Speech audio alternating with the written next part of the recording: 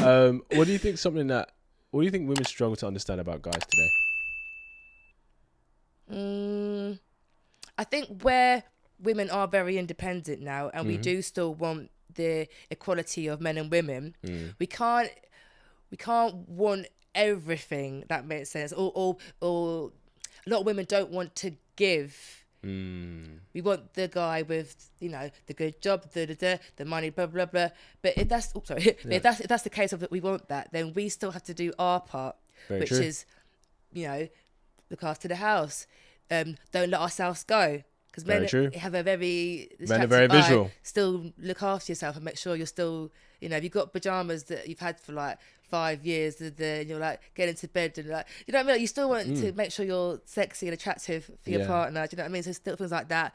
Even sexually as well. If you're always going, I'm tired, I got a headache, but you want all your bills paid, you want the dinner, you know what I mean? Like, you have to, whatever you can give that maybe isn't financial or whatever, like, do that. And I think women nowadays, very, very quick to be like, he's got to have money, he's got to have da-da-da, but then don't want to cook, let themselves go, don't want to do everything in the bedroom or try new things, and that's when things all go Pete Tong. Yeah, it's true. If I'm being completely transparent with you, that is a big reason why a lot of women, like a lot of very attractive women, they're not getting serious commitment from guys. Like these guys who can bring all of this stuff to the table, because a lot of these guys are like, so I'm doing a lot of this, but you don't want to add value to my life. You don't want to make my life easier or do these things that are, the ways that are meaningful to him.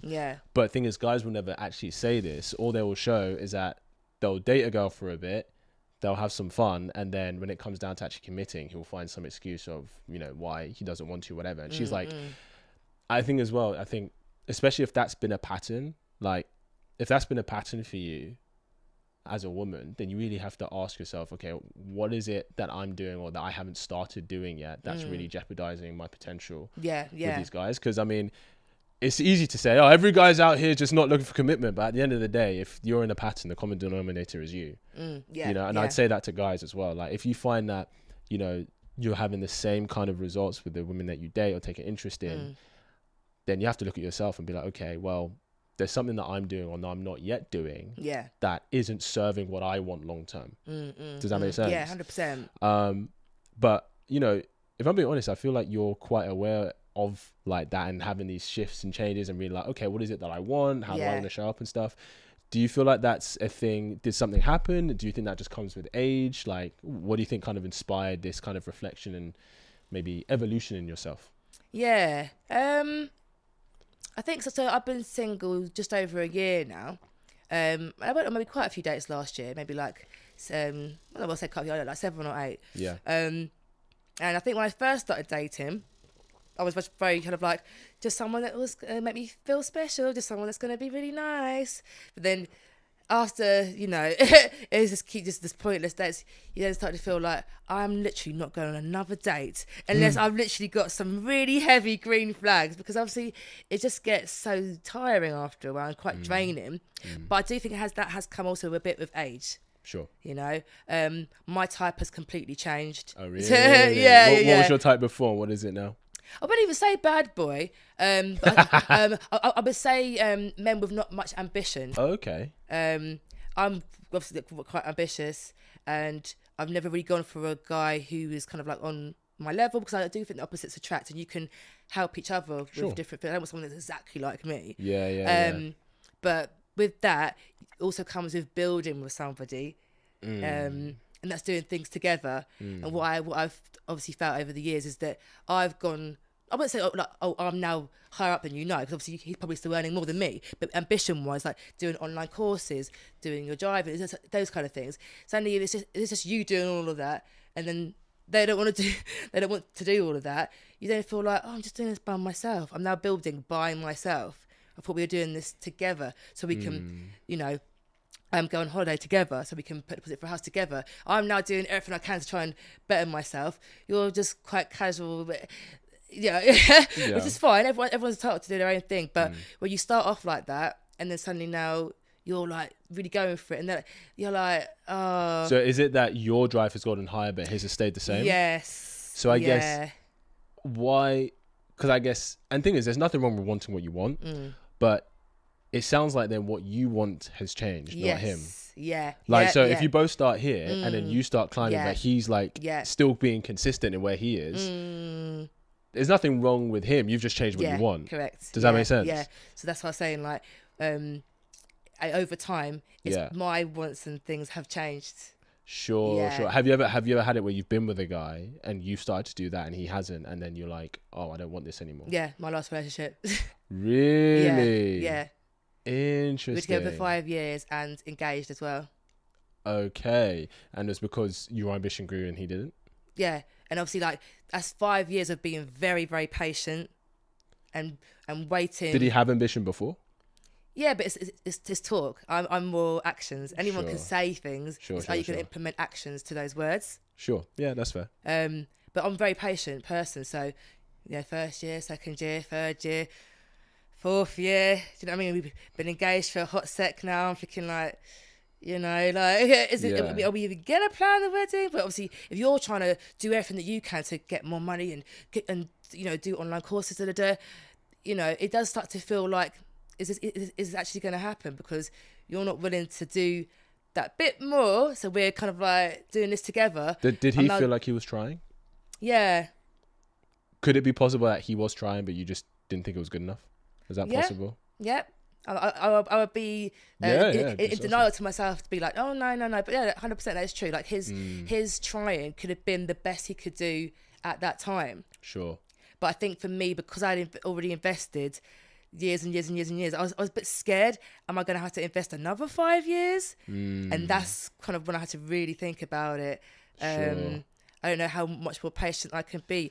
If this is you trying your best, love it. But I don't really want to wait another 5 years for it still not to be what you want it to I'm aiming for. Yeah. Yeah, I hear you. Yeah, it's interesting because I think I completely get that. I completely get how you're like, okay, you saw potential in him, etc. I think this is something guys find very difficult to like handle because for them it feels like he was good enough for you before, but now he isn't, or you never really accepted him before. What you accepted was a future version of him that you painted in your head, and then when he didn't become that guy, you're like, well, now I'm letting this go. Does that make sense? Yeah, but remember when I met him at the time, my ambitions were different. I wasn't thinking about, obviously think about the future, but obviously, I was 28. I was still old, but it's not like, but 5 years down the line, your ambitions, well, for me, they're completely changed. I really wanted to obviously give my son the best life he can have, and was it his son as well? Sorry? Was it his son as well? No. Was he a parent? Yes. Oh, okay, fair. Yeah. Okay. And obviously we saw his kids, he saw my kids, we all stayed together. Like a family unit. Yeah, of course. But I do think this is where I guess relationships can go wrong. When you do start off wanting the same thing, and then suddenly one person's things change and that other person doesn't want to, it can then obviously spoil the whole relationship. But then you don't want to settle and bring your ambitions down just because that's how you started off, when there's goals that you want to really achieve, but with someone. This is how some women still think they can just be independent. Like, I want to do this with somebody. But like, you being with him doesn't stop you from achieving your ambitions just because his ambitions don't match yours. Yeah, but say the perfect example is you want to plan a nice holiday as a family, and you know what money you got coming in, you know what you're doing, that's going to help get this holiday to happen, for example. Yeah. They're stuck in the comfort zone, don't know what's coming in, don't know what, and you're thinking, well, how's this going to happen then? Do I go away without you? Are we going to be able to, if we were both doing this, we can afford this holiday, for example, together. Now I'm doing it by myself. Don't think I'm going to be able to even afford it now. It's just these little things, these things you naturally feel. I think where I changed, things I naturally thought would happen over time that we can do together. Then just became me. You know what I mean? I do get that. I get that. So I'm going to play devil's advocate here because, okay, let's talk about the holiday example, right? So if you want to go on a holiday, but you know you can't afford it, why is that his problem? We both wanted to. Okay. So it's like, it'd be nice if we can have like, okay, so we're going to save up this amount each month. Yeah. And then by blah blah blah, we got the deposit or whatever, blah blah. But because he didn't know what money was coming in, you can't plan it. Okay. Has he always been like that? Yeah. Okay. So then my next question would be, let's say like your ambitions have grown, amazing. You started doing things for your own business professionally, and you've started to make decent money. Why is it a problem for you to finance the holiday if you know you can afford it and he just contributes whatever he can? Yeah, it's a good question, and I hear that.